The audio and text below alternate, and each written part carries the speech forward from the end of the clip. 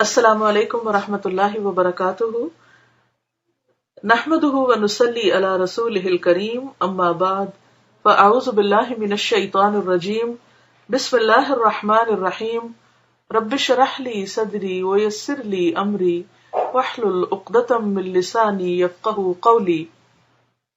ہمارا آج کا موضوع ہے پڑوسی یعنی ہمسایہ، نیبرز۔ پڑوسی کسی انسان کا سب سے قریبی ساتھی ہے،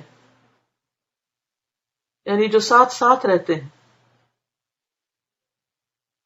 ویسے تو انسان کے اور بھی بہت سے دوست ہوتے ہیں، لیکن ان کے ساتھ انسان دن کے کبھی ایک حصے میں، کبھی ہفتے میں ایک بار، کبھی مہینے میں، کبھی سالوں میں ایک بار ملتا ہے۔ لیکن پڑوسی ایسا ساتھی ہے کہ جو دن رات ساتھ ہوتا ہے اپنے گھر کے اعتبار سے۔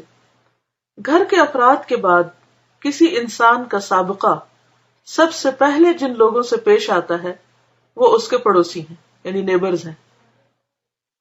پڑوسی کو خوش رکھنا، اس سے اچھا تعلق قائم کرنا خدا پرستانہ زندگی کا ایک اہم پہلو ہے۔ خدا پرستانہ کیا ہے؟ یعنی تقوی والی زندگی، جس میں ہر چیز اللہ کی مرضی کے مطابق ہو۔ قرآن مجید میں سورۃ النساء میں آیت نمبر 36 کے اندر اللہ تعالیٰ نے بہت سارے لوگوں کے ساتھ جو احسان کا ہمیں حکم دیا ہے، ان میں خاص طور پر رشتہ داروں کے بعد، یتیم و مسکینوں کے بعد پڑوسی کا حق بتایا گیا۔ اللہ تعالیٰ کا ارشاد ہے، وَاعْبُدُوا اللَّهَ وَلَا تُشْرِكُوا بِهِ شَيْئًا وَبِالْوَالِدَيْنِ إِحْسَانًا وَبِذِي الْقُرْبَى وَالْيَتَامَى وَالْمَسَاكِينِ وَالْجَارِ ذِي الْقُرْبَى وَالْجَارِ الْجُنُبِ وَالصَّاحِبِ بِالْجَنبِ وَابْنِ السَّبِيلِ۔ اور اللہ کی عبادت کرو اور اس کے ساتھ کسی بھی چیز کو شریک نہ ٹھہراؤ۔ والدین کے ساتھ احسان کرو یعنی اچھا سلوک کرو۔ وَبِذِي الْقُرْبَى اور رشتہ داروں کے ساتھ، وَالْيَتَامَى اور یتیموں کے ساتھ، وَالْمَسَاكِينِ اور مسکینوں کے ساتھ، وَالْجَارِ ذِي الْقُرْبَى اور رشتہ دار ہمسائے کے ساتھ، یعنی ایسے رشتہ دار جو گھر کے ساتھ رہتے ہوں، گھر کے قریب ہوں۔ وَالْجَارِ الْجُنُبِ اور اجنبی ہمسائے یعنی جو رشتہ دار نہ ہوں، خواہ وہ مسلمان ہوں یا نہ ہوں، یعنی جو رشتہ دار نہیں لیکن ساتھ رہتے ہیں۔ وَالصَّاحِبِ بِالْجَنبِ اور پہلو کے ساتھی یعنی دوست، ہم نشین، کولیگز وغیرہ۔ وابن السبیل اور مسافر، ٹریولر یا مہمان وغیرہ۔ وما ملکت ایمانکم اور تمہارے لونڈی غلام۔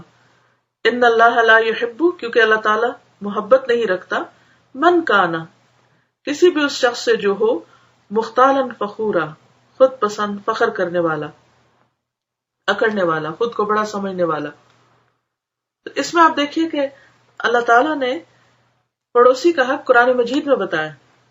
احادیث سے بھی اس بات کا پتہ چلتا ہے۔ بخاری اور مسلم کی حدیث میں آتا ہے، آپ صلی اللہ علیہ وسلم نے فرمایا کہ جبریل علیہ السلام مجھے پڑوسی کی رعایت اور امداد کی تاکید کرتے رہے، یہاں تک کہ مجھے یہ گمان ہونے لگا کہ شاید پڑوسی کو بھی رشتہ داروں کی طرح وراثت میں شریک کر دیا جائے گا۔ یعنی اتنی زیادہ تلقین کی گئی ہمسایوں کے ساتھ اچھا سلوک کرنے کی۔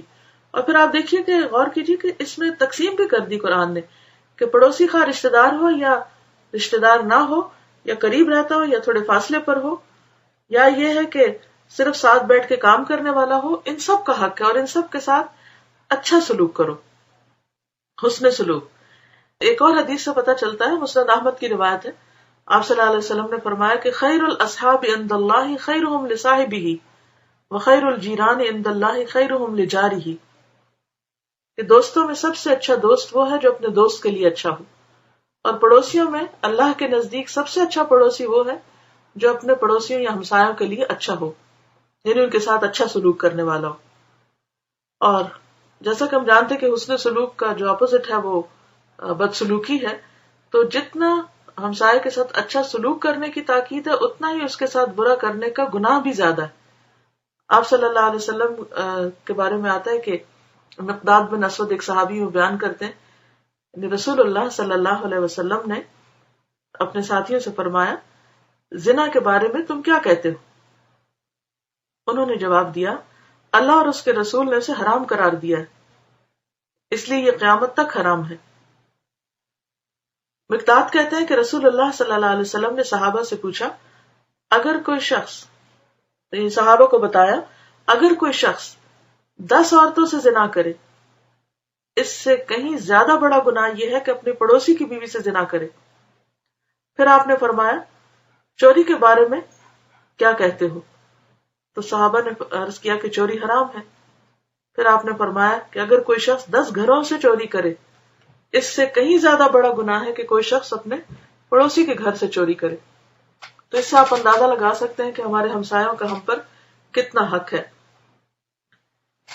تو پڑوسی خواہ اپنے مذہب کا ہو یا غیر مذہب کا، خواہ اپنی قوم کا ہو یا دوسری قوم کا، وہ ہر حال میں قابل لحاظ ہے، یعنی ہر لحاظ سے اس کے ساتھ اچھا سلوک کرنا چاہیے۔ ہر حال میں اس کا وہ حق ادا کیا جائے گا جو شریعت اور انسانیت کا تقاضا ہے۔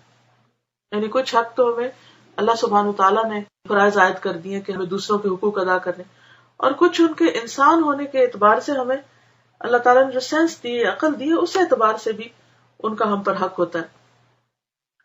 حدیث میں ہے، رسول اللہ صلی اللہ علیہ وسلم نے فرمایا، خدا کی قسم وہ مومن نہیں، خدا کی قسم وہ مومن نہیں، خدا کی قسم وہ مومن نہیں جس کی برائیوں سے اس کا پڑوسی امن میں نہ ہو، یعنی جس کے پڑوسی کو اس سے تکلیف پہنچے، ایسے شخص کا تو ایمان خطرے میں۔ اس حدیث کے مطابق اگر کوئی مسلمان اپنے پڑوسی کو ستائے، وہ اس طرح رہے کہ اس کے پڑوسی کو اس سے تکلیف پہنچے، یعنی ایسی زندگی بسر کرے کہ دوسروں کو اذیت دے، وہ اپنے پڑوسی کے لیے دل آزاری کا سبب بن جائے، یعنی دل دکھانے کا، ہرٹ کرنے کا، تو ایسے مسلمان کا ایمان اور اسلام ہی مشتبہ ہو جائے گا، شک میں پڑ جائے گا۔ کسی آدمی کی انسانیت اور اس کے دینی جذبے کی پہلی کسوٹی اس کا پڑوسی ہے، یعنی اگر اس کو اپنا ایمان جانچنا ہے یا اس کا جائزہ لینا ہے تو اسے کیا دیکھنا ہوگا کہ اس کے پڑوسی اس کے بارے میں کیا کہتے ہیں۔ پڑوسی اس بات کی پہچان ہے کہ آدمی کے اندر انسانی جذبہ ہے یا نہیں، اور یہ کہ وہ اسلامی احکام کے بارے میں حساس ہے یا غیر حساس، یعنی سینسیٹیو ہے، اسے جانتا ہے، پہچانتا ہے، مانتا ہے، کچھ کرتا ہے یا نہیں۔ کسی آدمی کا پڑوسی اس سے خوش ہو تو سمجھ لینا چاہیے کہ وہ آدمی صحیح آدمی ہے، اور اگر اس سے اس کا پڑوسی ناخوش ہو تو یہ اس بات کا ثبوت ہوگا کہ وہ آدمی صحیح نہیں۔ کتنا بڑا معیار دے دیا، میزان دے دیا، تول کے دیکھ لو اپنے آپ کو کہاں کھڑے ہو۔ اگر کسی کے بارے میں پوچھنا ہو تو کس سے پوچھو؟ کہ اس کے پڑوسیوں سے، کہ وہ اس سے خوش ہیں یا نہیں، اس کا سارا اخلاق کردار پتہ چل جائے گا۔ پڑوسی کے سلسلے میں شریعت کے جو احکام ہیں، اس سے اندازہ ہوتا ہے کہ مومن کو چاہیے کہ وہ اپنے پڑوسی کی یک طرفہ طور پر رعایت کرے، یعنی وہ اچھا سلوک نہ بھی کرے تو یہ کرے، وہ پڑوسی کے رویے کو نظر انداز کرتے ہوئے اس کے ساتھ حسن سلوک کی کوشش کرے، کیونکہ اگر ہم برابر کا معاملہ کریں گے تو کبھی کامیاب نہیں ہو سکتے، کیونکہ انسان کو دوسرے انسانوں سے کچھ نہ کچھ شکایتیں تو رہتی ہیں۔ اچھا پڑوسی بننا خود آدمی کے اچھے ہونے کا ثبوت ہے، یعنی جو اچھا کرتا ہے وہ اپنے لیے کرتا ہے، وہ خود ہی اس سے خوبصورت ہوتا ہے۔ ایسے ہی انسان کو خدا اپنی رحمتوں میں حصہ دار بنائے گا۔ اور اس میں ہم سب کے لیے ایک بہت بڑا سبق ہے کہ جس طرح ظاہری خوبصورتی اور میک اپ انسان کے جسم کو خوبصورت بناتی ہے، اسی طرح انسان کا اپنے پڑوسیوں اور ساتھیوں کے ساتھ اچھا معاملہ اور رویہ اس کے پورے اخلاق اور پورے کردار اور پوری شخصیت کو خوبصورت بنا دیتا ہے۔ ایسا انسان انسانوں کا بھی محبوب اور خدا کا بھی محبوب بن جاتا ہے۔ تو اللہ تعالیٰ سے دعا ہے کہ وہ ہمیں اپنے ان فرائض کو سمجھنے اور ان کو صحیح طور پر ادا کرنے کی توفیق دے، اور ہماری ذات سے کبھی کسی کو کوئی دکھ اور تکلیف اور پریشانی نہ ہو۔ ہم نے پڑوسی کے بارے میں پڑھا، الحمدللہ ہم جس جگہ رہتے ہیں ہمارے پڑوسی بہت نیک ہیں۔ ہم لوگ بہت زیادہ ملاقات تو نہیں کرتے مگر ایک دوسرے کی خبر رکھتے ہیں، اور جب ضرورت پڑے تو ممکن حد تک ایک دوسرے کی مدد کرتے ہیں۔ میں جب 2 سال پہلے پاکستان گئی تو میرے شوہر اور 2 بیٹوں کو کبھی کھانے کا مسئلہ نہ ہوا، پڑوسیوں نے بہت خیال رکھا۔ اسی طرح جب میری سرجری ہوئی تو ان کی وجہ سے میں نے اچھی طرح آرام کیا۔ جب ہم لوگ مجھے سادہ موو ہونے کا سوچ رہے تھے تو ہمارے نیبر نے بہت روکا کہ گھر بیچ کر اس کمیونٹی کو چھوڑ کے نہ جائیں۔ پھر ہمیں لگتا ہے کہ گھر کی ایک بھی اچھی آفر نہ آئی، اور شاید یہ سب ان پڑوسیوں کی دعائیں تھی۔ استاذہ، میں نے سنا ہے کہ ہم 40 گھروں تک ہوتے ہیں، کیا یہ بات اوتھینٹک ہے؟ یہ بات کافی مشہور ہے لیکن ایک ضعیف حدیث پر مبنی ہے. قرآن مجید میں جو پڑوسیوں کی تقسیم آتی ہے وہ رشتہ دار پڑوسی، اجنبی پڑوسی اور ساتھ رہنے والے لوگ، لیکن 40 گھروں کی بات جو ہے یہ درست نہیں ہے. بہرحال انسان کی جہاں تک ہمت استطاعت ہو اپنے دائیں بائیں جو بھی لوگ ہیں ان کا خیال رکھے، اپنی اذیت سے ان کو بچائے، اور ان کے جب ان کو ضرورت پیش آئے ہماری تو ہم ان کے کام آئیں. وآخر دعوانا ان الحمد للہ رب العالمین. سبحانک اللہم وبحمدک نشہد ان لا الہ الا انت نستغفرک ونتوب الیک. السلام علیکم ورحمۃ اللہ وبرکاتہ.